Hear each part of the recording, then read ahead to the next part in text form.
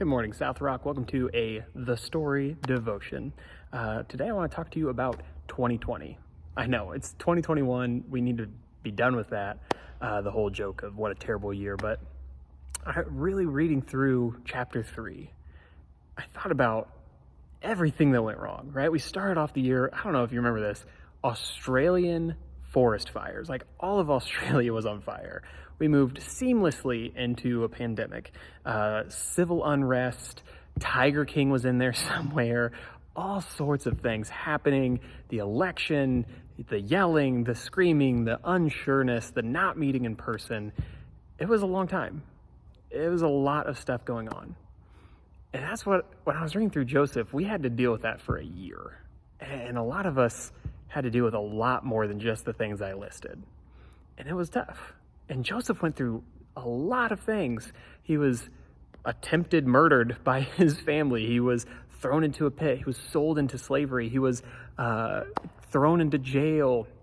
He was reconfronted by his family. He had all these different things happen, and yet all the time, God was with him because he stayed faithful. He stayed right there.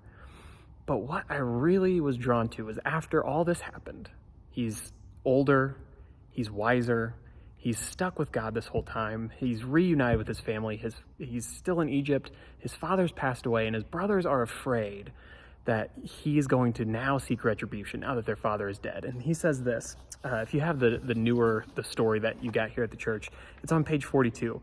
But Joseph said to them, "Don't be afraid. Am I in the place of God? You intended to harm me, but God intended it for good to accomplish what is now being done, the saving of many lives." I think about all that we went through this last year and all that we're going to be going through this year. I mean, things aren't over. Life still continues. It keeps marching on. What does God have for this church? What does God have for the whole church? What does God have for your life and your family's life that's going to be intended for good? Maybe it's going to save countless lives. Maybe it's going to save countless souls, most importantly. And so that's the question I want you to think about today.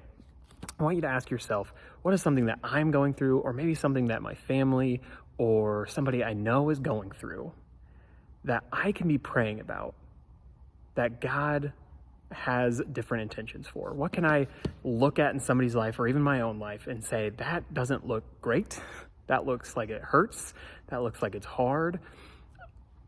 How can you be praying for that so that it does not turn into something that's bad and negative, but turns into God clearly intended this for something greater? How can you be praying for that today? So that's all I have. I hope you've enjoyed chapter 3 and the story so far, and I'll see you next week.